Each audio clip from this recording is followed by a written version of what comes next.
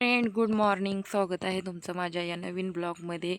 तर काल एकच व्हिडिओ काल तर टाकलाच नाही वाटतं, परवाच टाकलेला आहे.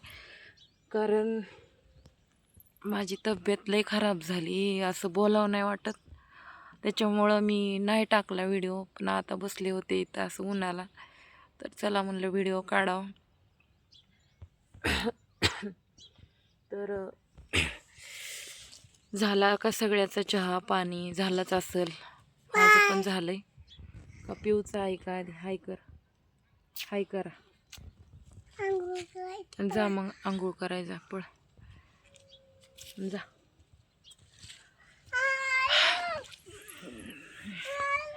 बसले बघा असं निवांत, दुखायले म्हणून बसले बरं का. काढणार नव्हते व्हिडिओ, पण काढावं म्हणलं. कारण मला दुखणं का आलं, कशामुळं आलं ते तुम्हाला सांगायचंय. मी त्या दिवशी 2 व्हिडिओ टाकले होते, अनुष्काला शिवीगाळ केली म्हणून. ते खरंच होतं बरं का. त्याला लई राग आला ते व्हिडिओ टाकले म्हणून. तरी पण त्या माणसाने मला घाण बोलणं बंद केलं नाही, शिवे दिली. फोन लावण्या गणेश काय कर. गुड मॉर्निंग मग. जा आंघोळ करा, पळ जा. तर त्या माणसाला लय राग आला. परत तो काय म्हणला, माझं कुणी वाकडं नाही करू शकत, काय व्हिडिओ टाकायचे ती टाक, मला काय नाही फरक पडत. आणि हा घालून पाडून कुचकं काचकं बोलला. हा देतो की तुला आधार कार्ड, देतो की सगळे कागदपत्र, असं तसं बोलला मला. देणारा माणूस एका मिनिटात म्हणला असता देतो. स्वतःच्या लेकराला 10 वर्ष गेली आज माहेरात. 10 वर्ष म्हणजे लेकरं बाळ होस तर रबझब 2-3 वर्ष नांदण्यात आलं होतं तिथं. पण आता इथं आहे त्याला 2018 पकडा तुम्ही. किती दिवस झाले 2018 पासून.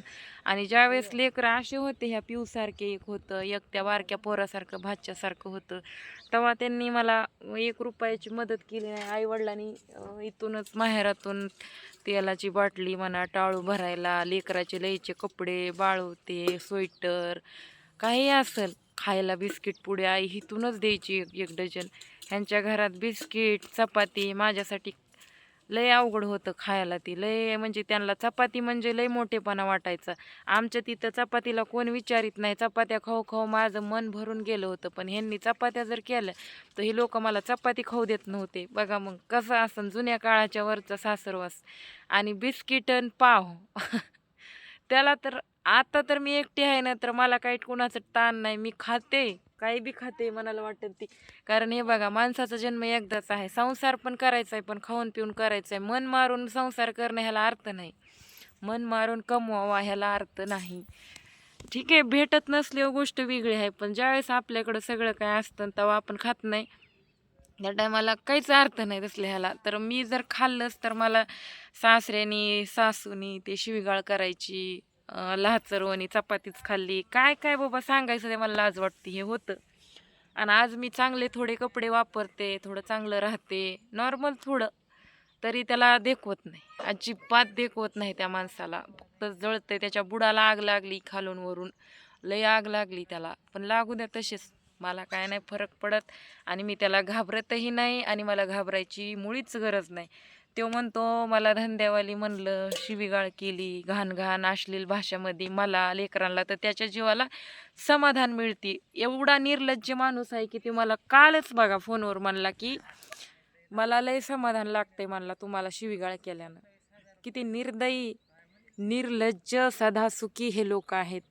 ह्यांचा कधीही स्वभाव बदलणार नाही. शेवटी कुत्र्याचं शेपूट नळीत घाला आपण वाकडं, त्याचं शेपूट कधी सरळ होणार नाही, वाकडंच राहणार आहे. त्या पद्धतीचा हा पण माणूस आहे, त्याचं कधीच वाकडं सरळ होणार नाही, वाकडंच राहणार आहे. राहू द्या, हरकत नाही, तसंच राहू द्या.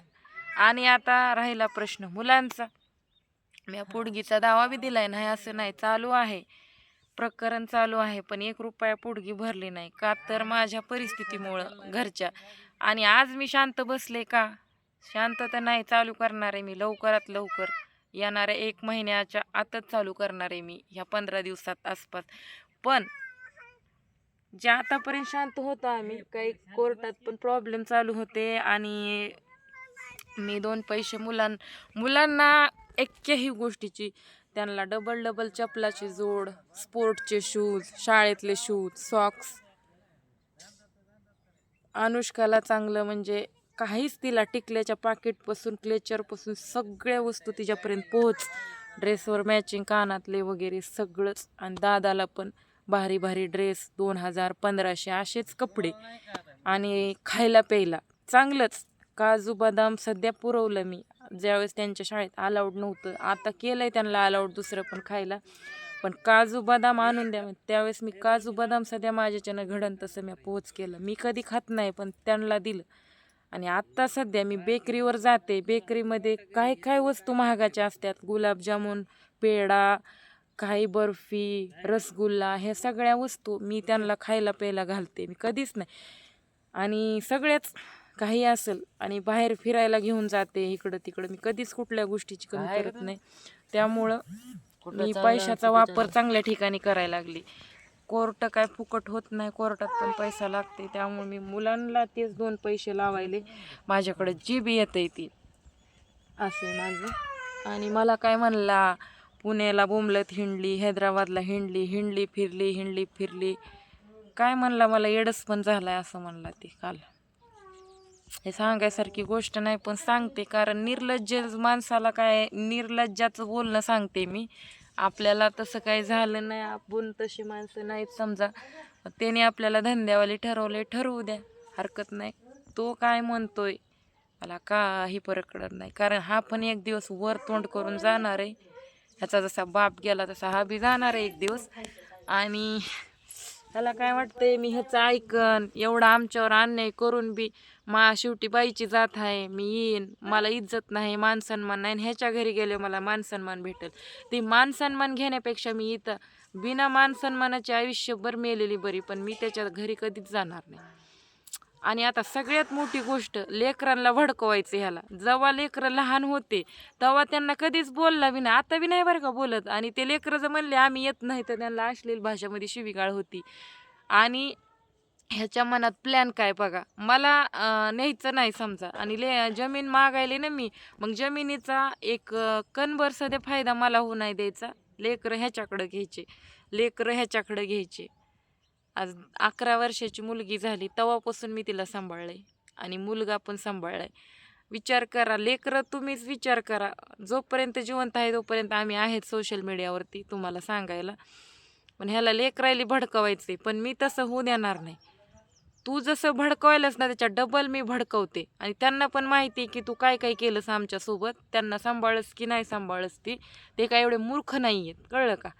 तुझ्याकडे जायचं म्हणलं की डोळ्याला धारा येतात त्यांच्या. ज्या लेकराच्या डोळ्यात धारा येतात ते मला सोडून नाही जाऊ शकत, कळलं का. तसं तू वाट बघत बस, बघू कोण जिंकते आणि कोण हारते ह्या लढाईमध्ये. आता तुला लेकरं न्यायच्यात ना, मोठे झाल्यावर तुझ्या गाईचं शेण काढाय, तिथं काबाड कष्ट करायला लेकरांना माझ्या.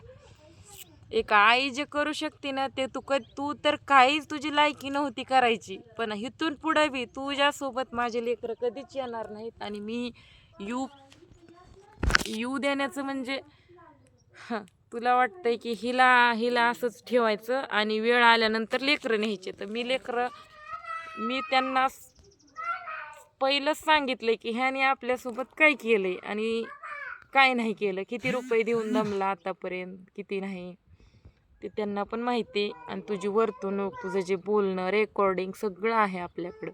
आणि तू काय लेकराला म्हणायचे ना, धंद्यावाली हाय, अशी आहे तशी, काही सध्या म्हणलास तरी लेकरं मला सोडून जाणार नाही, समजलं. तशीच वाट बघ मरेपर्यंत.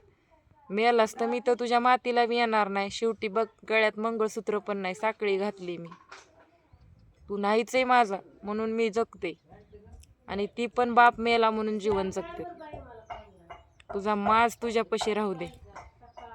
मला माज दाखवून काहीच उपयोग नाही. तुझ्या घरी असते ना तर तुझा माज मला सहन करावा असता, पण तू आता माझं काहीच वाकडं नाही करू शकत. त्यामुळे तुझा माज किती आहे ती तिथंच दाखवीत बस, मला काही नाही फरक पडत. आणि शेवटी मला जे आवडते ते मी करीत राहणार. किती बी जळ, तू म्हणतो ना आमची इज्जत घालवली सोशल मीडियावर येऊन हे करून, तुझा माझा काही संबंधच नाही. इज्जत घालवायचा काय प्रश्न आहे. राहिला प्रश्न कोर्ट, हे काय म्हणतोय की मला जमीन द्या म्हणती, जमीन मागते. मी तर ह्याला कधी बोलले पण नाही तसं फोनवर. जमीन दे, हे जर नांदा ये म्हणला तर मी ह्याला म्हणलेलं लेकरांचा हिस्सा टाक शेत नावाने कर मग येते. ह्याने कधीच होकार दिला नाही त्या गोष्टीला आणि जमिनीवर दावा दिला पण नाही, फक्त पोटगीचा दावा चालू आहे. तर ह्या माणसाने 1 रुपया पण पोटगी भरली नाही, तरी ह्याला म्हणजे देणं ना घेणं पण एवढं बोलणं येतंय कसं की आम्हाला जमीन मागती, आम्हाला द्या म्हणती आणि आम्हाला काय गरज आहे मागायची, लेकरांचा बाप कोण आहे ती हुडकून काढ, ही अशा भाषेमध्ये जे बोललाय ते सगळे रेकॉर्डिंग आहेत माझ्याकडे. आणि तू जरी माझ्या लेकरांना भरवायचा प्रयत्न केला तरी तुझ्या म्हणण्यासारखं कधीच होणार नाही, तू तसाच बस काय. बघू तुझ्या मनात जे विषय आहेत ना ते विषय कधीच सक्सेस होऊ मी देणार नाही. तू माझा दुश्मन आहे, आता दुश्मनी कायम राहणार आहे. आणि मी तुला फोनवर बोलते त्याचा अर्थ असा वाटतंय तुला की हिला लई माझी गरज आहे, ही मला माझ्याकडेच येणार आहे. काय म्हणलास तू? मोबाईल बंद कर, व्हिडिओ बनवायची बंद कर, मला तसला धंदा आवडत नाही, मला यायचंच नाही. तर तुझ्या आवडीनिवडीचं मला काय करायचं? संपलंय तुझं माझं. आणि घटस्फोट होण्याआधी काय म्हणतो पब्लिक हा माणूस, अरे म्हणलं ठीक आहे ना मी धंद्यावाले आहे तर मला घटस्फोट देऊन टाक म्हणलं, कशाला ठेवलंस? तर म्हणतो काय आपला घटस्फोट झालाय. अहो हे कुत्रं फक्त दारात भुकतंय, त्याची ताकद नाही तर येऊन बोलायची कोर्टामध्ये. ये म्हणा कोर्टात आणि असं म्हण की आमचा घटस्फोट झालाय. ह्याला जमीन देणं लागन, भरपाई करावं लागन, फक्त मोकळं सोडून द्यायचं, लोकांचं आयुष्य बरबाद करायचं असं ह्या लोकांचं. असे लोक कुणाच्या वाटेला येऊ नये बरं का, खटकासारखे. तर असं हा विषय तोच होता की लेकरांना भडकवायचा प्रयत्न चालू आहे, पण लेकरं भडकत नाहीत. मी ह्याला सांगते, ह्याला वाटतंय तसं काहीच होणार नाही. शेवटी तुम्हाला काय वाटतं ते कमेंट करून नक्की सांगा. भेटूया नेक्स्ट व्हिडिओमध्ये. धन्यवाद.